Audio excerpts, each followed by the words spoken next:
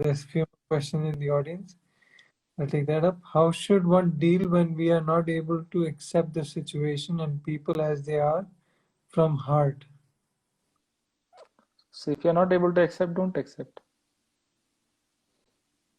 See, do what is possible. That is what Krishna told Arjuna in the Bhagavad Gita. Do what is possible and don't do what is not possible. So if you think it is very difficult to do it, don't do it. And if you think it is doable, then do it. Both are fine.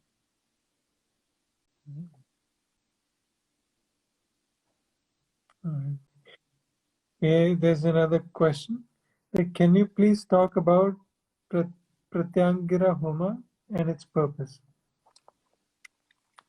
See, Pratyangara is a form of Durga, one of the incarnations or form of Durga. And Pratyangira is that form of Durga which Prati means reverse, and Angira means fire.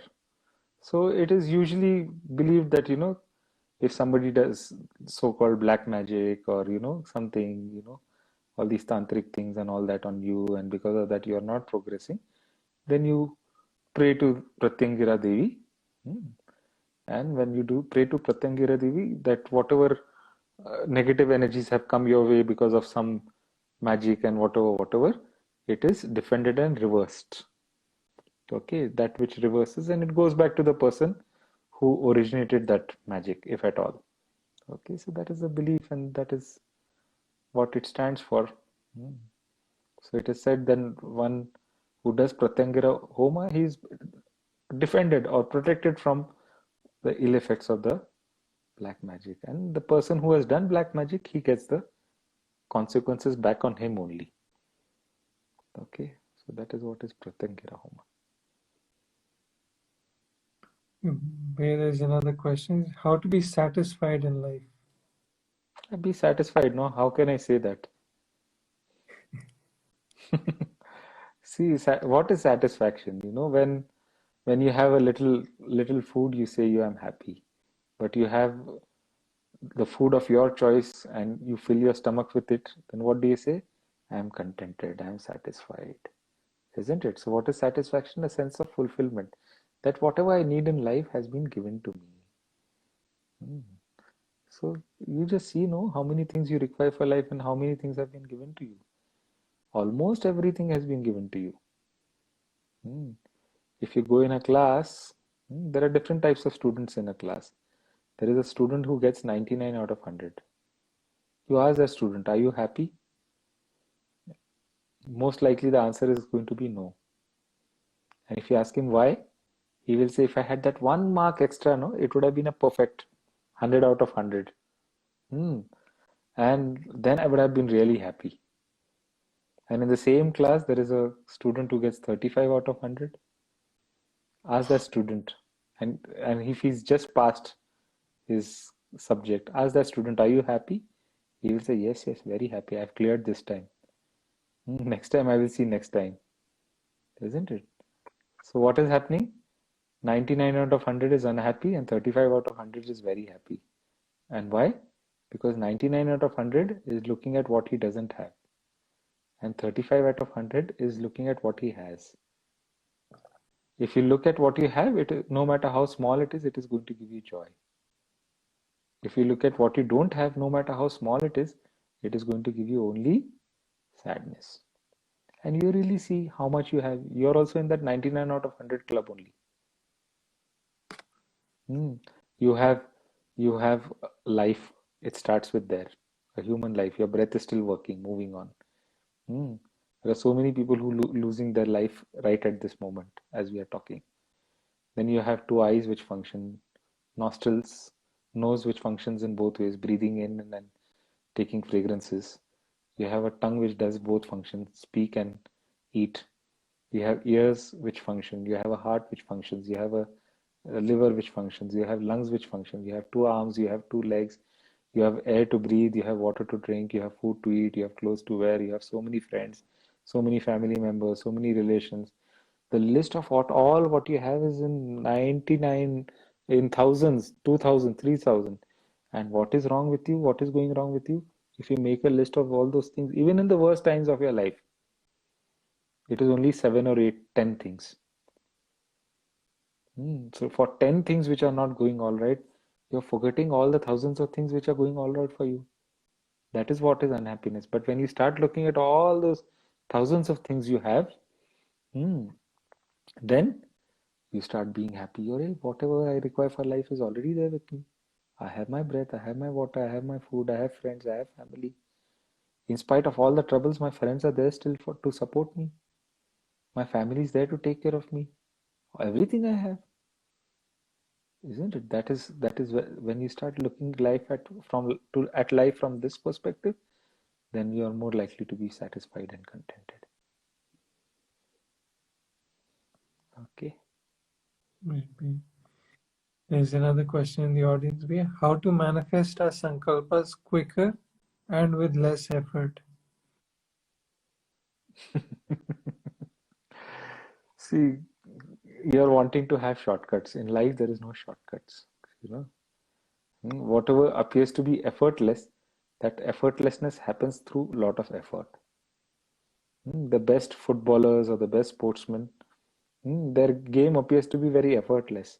But to reach that level of effortlessness, they have done so much hours of practice.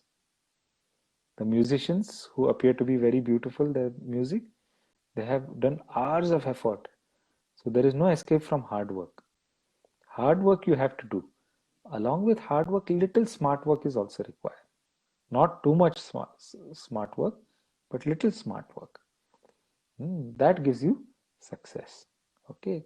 So don't be in that thing with less effort I have to do. There is no escape. Hard work is there. You have to do hard work.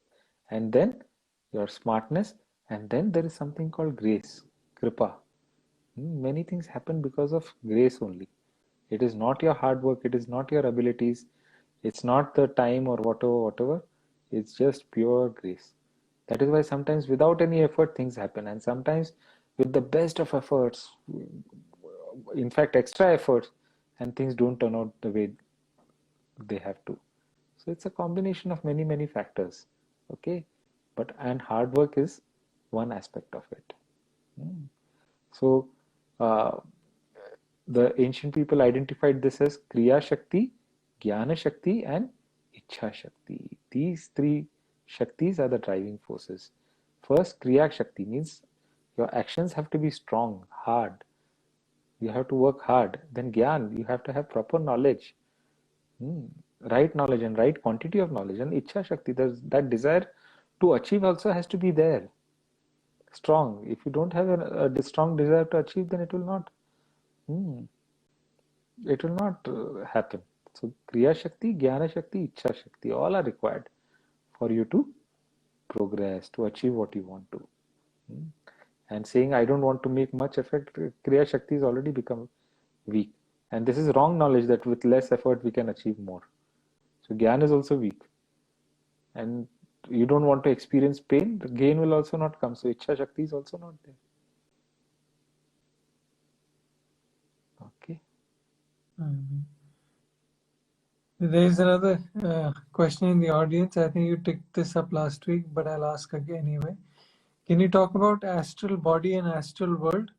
How to do astral travel? It's okay if you're not able to do it. What is there? You have a human body, do human travel now. Hmm. And maybe after meditation, you might learn to do astral travel with astral body. Yoga Vashishta talks about it, so there might be some truth in it. It might be just a story to explain some spiritual aspect. We really don't know. Hmm. But be happy with what you have. Keep on doing your practices, sadhana, seva, satsang. If those abilities come to you, good. Then go and do astral travels also. Okay. Where there's a question is like how to develop abundance mindset. Yeah, for that you first see it is like we are not in the second grade and we are talking about the 10th grade. You know, first start owning things. You know, without owning things, then you will never know what abundance is. So first work hard, own things, hmm, do your spiritual practices, achieve whatever you need to achieve in your life, all aspects. You know, it's not that I don't have to do anything, abundance will happen and everything will fall into place. No, in fact, the people who are spiritual, who are in that abundance mindset, they work even more hard. Hmm. Look at Gurudev. Hmm. Nobody can match his speed, though he's crossed 60, he's almost 65. 30-year-old, 40-year-old cannot match his energy levels, isn't it? So that much hard work he is also doing. He has abundance, and then everything, still, all aspects of life have to be there. So don't give up any aspect of life. Achieve. Hmm. We talked about Ichha Shakti, Gyan Shakti, Kriya Shakti. Make all three of them strong. Achieve, own things, and then you will realize that, yeah, everything what I require in life is there. You have to go through the grind to recognize this.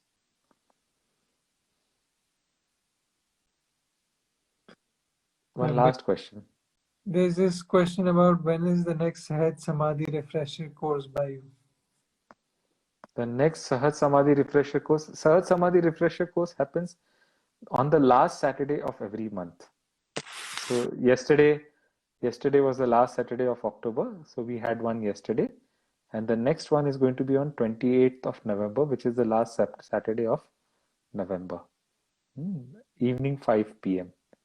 So block your dates, and closer to date, we will put it on the Facebook, Instagram, all accounts, wherever, and then you can join. Okay. So there's some few more questions. No, you can note them down for next week, Dhruv. Yes, I did. I did. Okay. Hmm.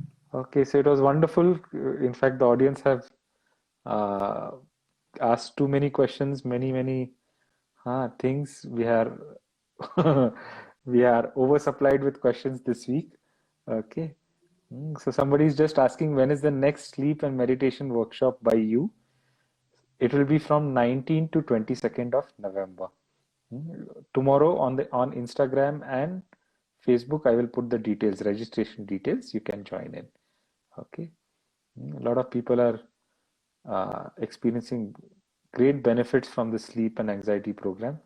And my view is that whether you have sleep problems or not, whether you have anxiety or not, everyone should do this program. Why? Because it gives you a very, very deep sense of sleep, and you will really start enjoying your sleep and feel happy every day when you wake up in the morning because your sleep becomes so good.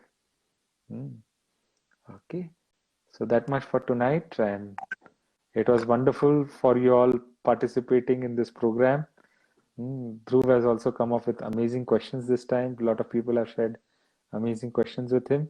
Continue supporting us, continue supporting this event, and share it with others so that they can also get different perspective on different aspects of their life. So that much for tonight. Mm. Have a nice week and see you again tomorrow at on Sunday.